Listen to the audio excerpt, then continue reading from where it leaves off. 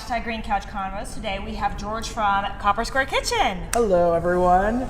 How are you today? Very, very good. Thank you for coming down. I'm excited to get to sit on the green couch. It's my jam. I know, I love this thing. Where do you keep this after hours? Other people get to use it loungily. So I have to share. I love it. No, it's amazing. I'm glad to be here. So tell us a little bit about Copper Square Kitchen and what makes you guys special and so. Perfect. So Copper Square Kitchen has been around since 2007. Okay. And as some of you might know that know about the company, we've been around for that long, and we're actually part of the Hyatt Regency Phoenix. Right. So that's kind of like our umbrella name that we use to cater out and such. And it kind of started off with like doing small events, and then we're like, wait, why don't we just do this? Like, what's stopping us from doing this? Right. And then we just kind of took off with that and then started branding it so that way it would be something separate from the hotel itself. And it worked out great. We named ourselves after the place we're at. We're in Right. Copper Square. Why not name ourselves Copper Square Kitchen? Because at that time we were one of the first that were doing a lot of catering in the downtown area, so we were just very excited to be able to be a part of Copper Square and like everyone else. So it's really cool. A lot of the cool things about Copper Square Kitchen are that like you're getting Hyatt employees that have been lifetime employees. Right. I was just gonna say like I was thinking about it. Like one thing is I've had the same captain for every event I've had with you guys since I've started here. And I love her, and she's fantastic, and she knows the space, and she knows like our expectations of our clients, which is you guys obviously have the same high expectations, and it's just so awesome to like, oh, I know exactly who I'm dealing with today. Yeah. So Hashtag Susie Cook. Shameless plug for Susie love her. Cook. Yes, she's Yes. amazing. But yeah, so that's like the cool thing about it is because, you know, Hyatt itself, this downtown property just celebrated 40 years last year. So a lot of those employees that have been there for that long, that's like the experience that you get at your events. And, you know, that's kind of the culture that we kind of try to captivate at our hotel, and that kind of just trickles down into Copper Square Kitchen. So it's awesome to have that, to have the loyalty, the full-time employees that are, you know who they are, and like they know the venues, and like they have fostered relationships with these venues, and they know how to work at them. So it makes my life so much easier. So I love it. no, you have a great team. Yeah. Great team. Love our guys. How long have you personally been doing this? So I've been doing this since 1999. I was 10. I was not. We'd like to, we're going to pretend. I like to pretend at that time I was 10. No, but so I've been doing it since 1999. I started here at the hotel, and I actually they had a deli there. Okay. And I opened that deli, and then from there, after a few years, I went into events and just kind of started doing that from the back of the house, the banquet aspect, and being a captain myself, doing that. And then from there, I progressed to doing events. So it was just kind of a nice migration into what I'm doing now. And I've actually been doing event sales on this end for about 5 years now. Okay. So it was a nice, awesome. Started here and then went. Yes, I went to Monterey. So I was Okay. in Monterey for about almost 4.5 years. And of course, you know, everyone always says like, why would you leave Monterey? And this is home. So, you know, even with the heat or everything, this is where I started my career. This is where the family base is at. So Gotcha. it's just kind of nice to be able to come home, and, you know, I can bear some heat to be Just a little bit. just a little bit, just a few months. It's like 3 months. Yeah. We're always so brave in the cooler time of year. Yes, to say that. And I know. then like June hits and you're like, who lives like this? Why are we living in this state? And then again, October hits, you're like, oh. Yeah, it's that's beautiful why- again. That's why we live But see, here. that's the thing. Like, you just plan all your vacations in that summertime, and that's technically, you know, kind of our down season if we have one year round. That's when it's Absolutely. at. So then I just escape. I'm just planning my escape Oh, and yeah. my return. I did that all through college. Every summer, I left the entire summer. Yeah, I don't care where I Yeah, was. no, it just. At this point, I'm like, if it's under 70, I will visit you. I don't care what it is. Yeah, it'll be fine. Yeah. We can make it work. Yeah. So you kind of touched a little bit on how you got into this, but what was your passion that led you to really wanting to be in sales and catering and that?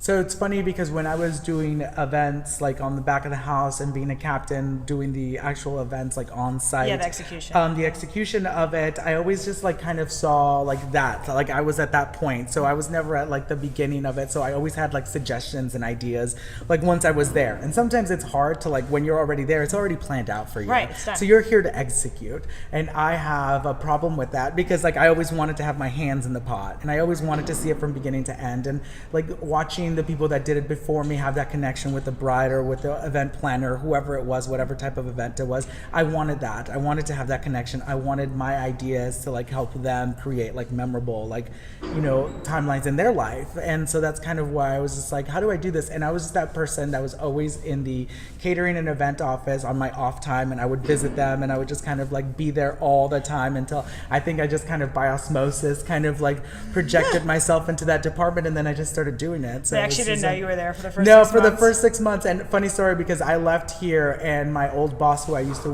work with here is the director of events in Monterey, and he called me. And I was like running on Indian Steel Park, and it was like December, and he like called me, and I answered, and he's like, do you want to come work in Monterey? And I was just like, yeah, what am I doing? And then he's like, oh, you're going to be doing event sales. And then at first I was just like, wait, what's happening? And I was like, I can't do that. And then he's like, we'll send a moving truck. We'll see you in like 3 weeks. And I was out in Monterey in 3 weeks. Oh my gosh. So it was just kind so of quick. like that crazy timeline of like, I was here, I picked up the phone, and then I was there doing what I wanted to do. So it was awesome. Perfect. Tell me a memorable, funny, strange incident story. So I was reading that when I got here, and it was like running through my head. I was just like, does it have to be like, can it be funny for me but not funny for the other person? So I was like trying to debate that. So I had a wedding this weekend, and you know, and it's funny because sometimes people are just like, oh, you're just a caterer, or like depending on how involved you get with the wedding. Right. And I got a phone call at 5 a.m. And usually if I get a phone call at 5 a.m, I'm just like, no, it's too early. Like, why is someone calling me? But it was my bride. So I was just like, okay, this can either be like she's running away or like someone's sick and like something has to be postponed. And I answered the phone, and she all wanted to know is if we had table numbers. 5 a.m. So I was just like, yeah, the table numbers. I was just like, oh. And so I went into this long dissertation about like, I thought someone died. And she's like, no, we just kind of, I was up, and I just kind of wanted to know if you had them. Gosh. So then I was just like, yeah, I'm up. And I was going to meet with her at 8 a.m. to go over everything again. And so then I ended up getting ready, and I came to work, and I ended up meeting with her in her pajamas. And we were just kind of going through everything. And like, she showed me pictures of what her cake was going to look like, and like the florist when they came and everything. So I was like ready for her to help her wherever. Well, the florist got there, and it was the wrong flowers. She had not ordered these flowers. Like, it was completely different. And like, the florist didn't come, they sent their delivery team. Right. And so like, she's trying to talk to them, and they're like, sorry, this is what they gave us. We're just the delivery guy. I'm just the messenger. Yeah, I'm the messenger. So she's on the phone trying to get a hold of people, and no one's answering that like took her order. So like, we kind of just made it work. And so I was just like, don't worry, it's gonna be fine. We're gonna make this work. Like, I've seen worse. I should have knocked on wood. So then, like, exactly, I should have knocked on wood. About an hour and a half later, the cake comes, and it's not her cake. And like, she wasn't there when the cake got delivered, but I was there, and she had shown me a picture of the cake, and I was just like, oh, this doesn't look familiar to what she said was going to be her cake. Not even a little bit. To a completely different color scheme, all these things. So then she comes down, and she's like, this isn't my cake. And I was just like, sorry. Like, the guy came and dropped it off, left, and just kind of was like, here you go. And like, I think he was like talking, like, it was in English, and I was just like, perfect, I'll take this. And so then she's like, it's supposed to have flowers. I want flowers on my cake. So then she's like, you're gonna have to make this work.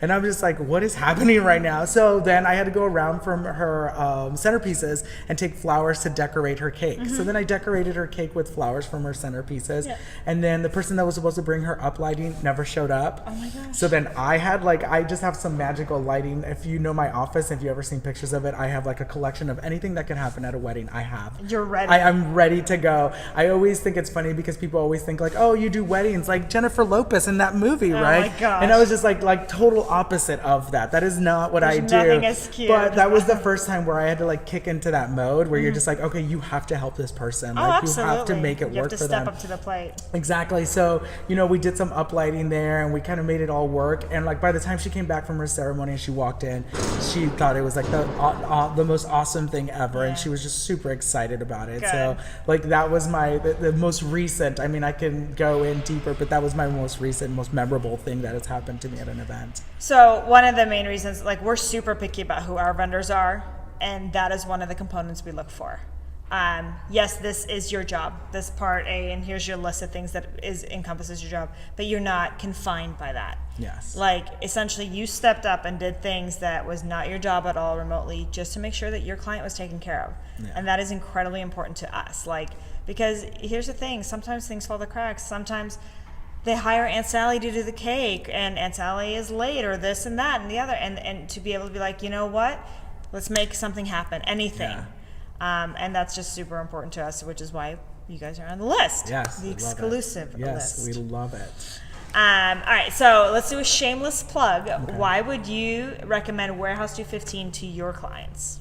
Okay, shameless plug. Have you met this woman? Like, come on. How can you not want to work with you? I don't know. There's a lot of reasons. I mean, one of the main reasons coming back and doing my first event here, and just like I had worked with you in the past on different events and in a different facet, but just like being able to, you know, deal with someone that's like super cool, just like outgoing and just gets you. Like, you just get people. No, it's so true, because sometimes I deal with a lot of other venues, and sometimes you have a hard time connecting with those people. And that's important, because we're a team on that day. Just because we don't work together every day, like on that day we like click it in, and then it's like we're like there and we were there the whole time, like we've been working together for years. Yes, exactly. And so that's kind of what I like a lot about this venue. And like, come on, have you seen this place? I was walking around in awe today, just like noticing things that I hadn't noticed before, like these giant ceilings. And it's just like, it's just a unique venue that lends itself a lot for a lot of different like type of events. And I like that. I like that it's got a niche, and it's got a niche that people love, and I love it. I mean, I would get married here. I mean, if anyone's out there that's looking to get married. Yeah, you know, just saying, shameless plug on me. I literally did get married here. Yeah, see, so that's like how, and like that's how much you love this place that you would do that. I know a lot of people that work at places that are like, oh, I would never get get married at the place I work. You know, and just being able to like feel that connection and be able to do that, like this it's is like, my home, man. Yeah, I've been here a long time, and like we operate like a family. Yeah. And I think that's why you guys like fit in so well, because like we don't need to talk every day again to be connected. Yeah. We just go from the No, minute it just we adjust. happens. Yeah. No, I love it. So last little thing, tell people how they can get a hold of you. Perfect. So our website is coppersquarekitchen.com. My direct way to get a hold of me is george.romero@hyatt.com, because that is that's where I work. And yeah, look us up on our website. There's tons of pictures on there. Like, reach out to me, george.romero@hyatt.com. I can send you so many different things, and we're really cool about, you know, sending pictures out and like sharing, you know, the stuff that we've done in the past so that people can see that. Do you guys have any social media handles? Yes, Copper Square, Instagram, everything's pretty much Copper Square Kitchen. Instagram, Facebook, anything like that, any avenue you're going to go to, just Copper Square Kitchen, and that's kind of how you get a hold of us. Perfect. Thank you so much for coming today. Thank you for having me. Next time we have to do this with drinks. I think so. Yeah, I think it's the only way to do it. Right? Yeah, I know. It's the couches here, not a little mimosa. A little table right just here. A little nosh. Just a little nosh. It'll be fine. Maybe that's the evolution of the green couch. I feel like that is the direction it will be going. It could be like Sundays. Brunch. Sunday #green couch. Yeah, I love it. I love it. No, thank you for having us. No, I of love course. working with you guys, and this is awesome. We adore you guys. Thank you. Bye, guys. Bye.